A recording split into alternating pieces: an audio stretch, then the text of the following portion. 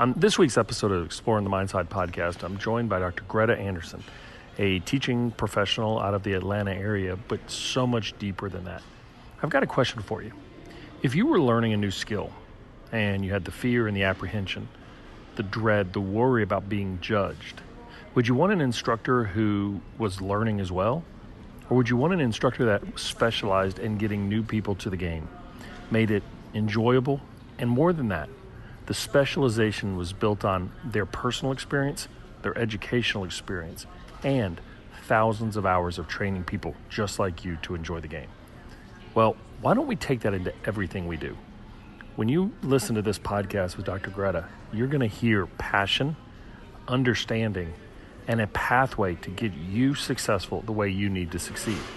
It's a brilliant podcast, and I hope you enjoy it. For more, make sure you check out drgretaanderson.com for how she teaches, her philosophy, and more importantly, to get to know a rising star in the golf instruction world.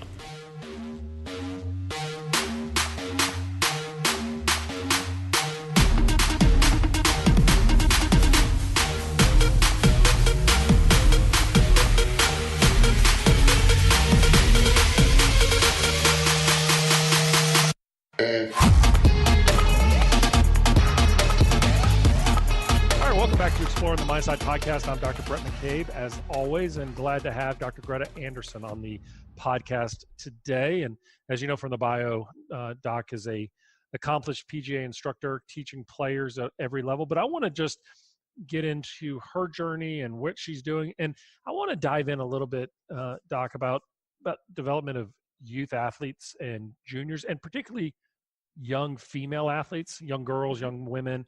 I have daughters. They always call themselves girls. And so Sure. hopefully it's appropriate terminology. Sure, it is. Okay. So talk to me about, well, first of all, give an overview to our listeners from you, not your bio, but like, why you? Why me? Yeah. Well, for starters, I've been an athlete my entire life. And as a girl, as a little girl, I was very comfortable in the fact that in many ways I was an outlier. I'm, seasoned enough of an age that when I was a girl, if you were an exemplary athlete, and many times you were called a tomboy. You weren't supposed to be that good. And excuse me, I actually embraced that. That just drove me further. So when you fast forward and I began to participate in coaching because I was a tennis coach, a certified USPTA, PTR teaching professional. I think I earned that when I was in my early 20s. I just always understood the importance and the differences that was required in nurturing girls and women as opposed to male students. If you haven't been in that environment, if you haven't been in an athletic environment, or that's just not your thing and you're new to it, it requires a different skill set in many ways. And so knowing that and learning that I had that, I just felt, well, why not me? Someone should do it. And so I decided to pursue it at an exemplary level. All right. So wait a minute here. You went from teaching tennis to teaching golf. Yeah. You got to tell me how that happened, because you're not the first I've heard do that. I mean, I know, if I'm not mistaken, Gail Peterson did that, and some other coaches, but that's not a normal transition, right? Well, probably not so much, but there are many similarities. The educational process, andragogy, pedagogy, which is the fancy word for teaching kids, and andragogy, which is the fancy word for teaching adults. There are certain elements of that are transferable, whether or not I'm teaching business statistics at, in the graduate level, or if I'm teaching someone how to hit a forehand for the first time, or if I'm teaching someone how to make clean contact with a golf club. There's some elements that are consistent. And so given my entire background as an educator, as an researcher in the field of education, as my experience teaching for most of my life, it kind of all works together. What do you see with youth athletes today? Because, coming from tennis or your own background as an athlete and I kind of have a little, and maybe you may disagree with me, you may agree with me, which would be awesome if you did. You don't have to. I think we are losing a little bit of a competitive side of our athletes because so many parents and so many kids want to do it right that they don't know how to do it to get through something. And when I say competitive, is that we can call resiliency or grit, but it's really that it's that like I'm going to figure it out stuff. Exactly. I would agree with you 100%. I mean, I remember vividly, I mean, I played all sports. And so I kind of have some strong opinions about how youth sports has become so professionalized that that's a whole distinct topic in and of itself. But I recall, I think I may have been 8, 9, somewhere in that ballpark, but I was a pitcher on a baseball team. And at the time, I suppose it's still maybe the same way. There was a mercy rule. They just didn't want you to get blown out too badly. And they were just taking it to me, Bhrett. It was a rough day on the mound. And I remember when our coach came out to grab the ball, and because it didn't dawn on me, like, he's like, Greta, the game's over. You've done a good job of the game. I mean, we lost badly. I don't know. It was 25-2. I mean, they killed us. But I remember we then earned third place. And I remember, like, I wanted to throw the trophy in the trash can. I'm going like, we didn't win. Why am I getting a trophy?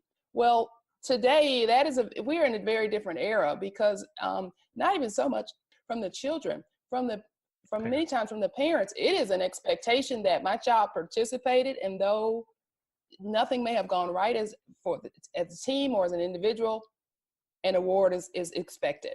And I don't know that that's the best thing. I don't know if we're teaching that resilience, that persistence, because a big part of sport is learning how to lose. I can say as a tennis player, I probably played some of my best events and my best matches and came up on the short side of the finish line. I lost, but because the competition was so good, it forced me to take it to the next level. I may not have been able to take it there quite enough to win on that day in that moment, but I became better for it. And where did that mindset come from, though? And I'm not knocking it. If you're listening to this podcast, I don't want you to be like, oh God, there they go. They're talking about what it used to be.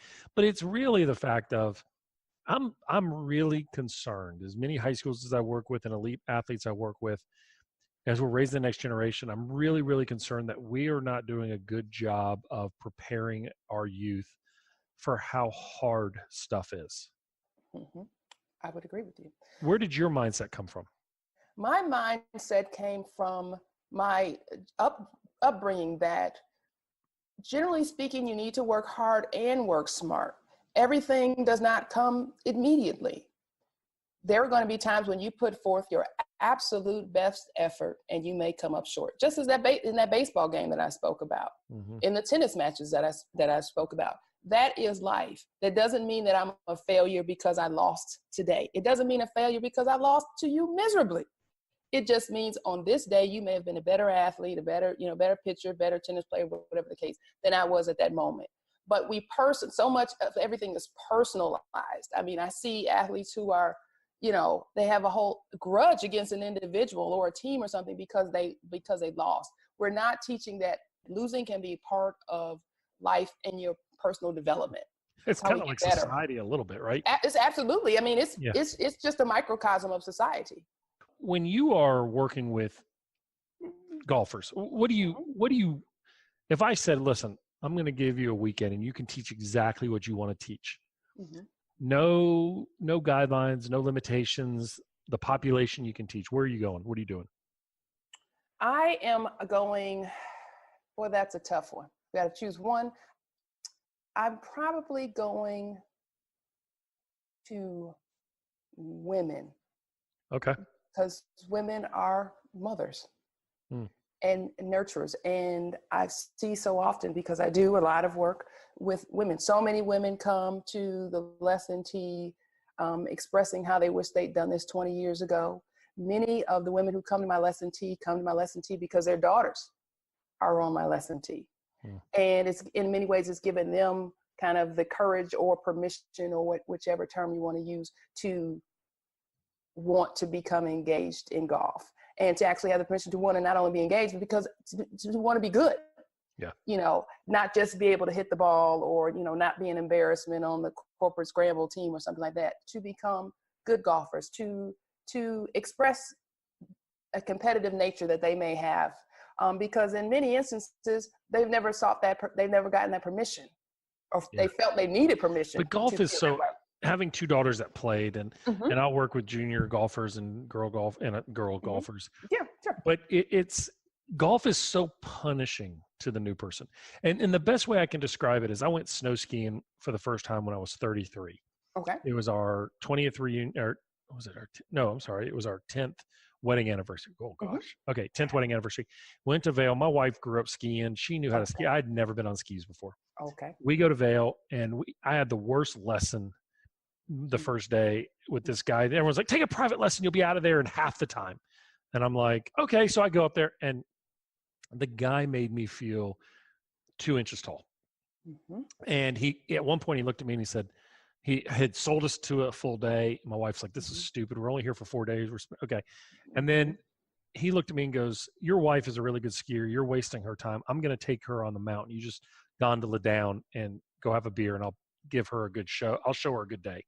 Wow. And it was awful for me. And we went the next day to Beaver Creek, which is an amazing place to learn. It's owned by Vail, but it's an amazing place to learn. And she tried to teach me that morning. It was awful again. So much so that I'm like, if I could break a leg and not ruin your trip, I would. And finally I said, I'm going down to ski school. And it was amazing, Greta. There was a guy there who was probably 80. And it was a quiet week for them. It was the week of the Super Bowl, which is always a down week for ski industry. And they put me in the beginner group, and this man walked up. He was an 81-year-old ski instructor, and he said, is there any way I can take this group out? I need the money. And they were like, yeah. They said, but you teach the ski racers. He's like, yeah, but it's good to teach beginners every now and then. So I got lucky and got him in my group. This guy was a physics teacher. Oh. And he was a teacher for the USA Ski School. Okay. And he got on the mountain, and he goes like, look, man, he goes, I'm going to teach you how to ski, and I'm going to show you how to do it the best. Okay. He said, we're going to use physics. We're going to use the mountain. We're going to use your athletic ability. It changed the way I skied. I bet. Great coach. But the best way I can say it is, I look at sometimes as coaches is that we, take these young girls out, we take these moms out, we take these beginner males out, and the game is so punishing, and we don't help them. We try to teach them technique and don't teach them how to be functional. You're exactly right. My motto, one of my mottos or mantras is this: how you arrive at the lesson T is absolutely perfect. Everyone is not going, everyone's not going to, go out and eventually shoot a 62. Many don't, they could care less about those types of things. If in many instances, if you stop and ask someone, why are you becoming engaged in golf? Which is, I always have, my first lesson with everyone, if the first half an hour is pure dialogue. It's pure dialogue because I want to understand the person. Because sometimes what they state as their initial goal, is short-term goal, or even their long-term goal in the sport of golf, once we have a little dialogue, that can change. It often changes. Yeah. And so I like them to understand that I'm not here. It's not just about the dollar. I'm not click. I want to get this moving. Sure, we understand that this is a business, and I don't have the luxury of giving you 4 hours if this is a 60-minute lesson or whatever the case may be. But more often than not, I hear, frankly, horror stories when people arrive at lesson T. I've tried this 5 times, and the last time the guy told me that I would never be good, he didn't even care. He passed me off to the junior instructor, and that guy didn't want to. It's always, I'm a bother. I feel like a second or third class citizen here, which is why it's taken me this long to get the nerve to even try it again. To come back, yeah. To come back. It is daunting. I mean, when you pull up in the lot, particularly as a person, nothing about the sport, nothing about the culture. You pull up in this lot, and it's like a city unto itself.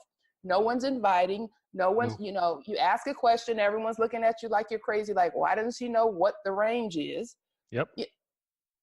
And we expect them to then want to come into the sport and spend resources and time and make this decision to become a golfer when we aren't inviting people. I really believe, Brett, that the day of us waiting for people to come to golf is over.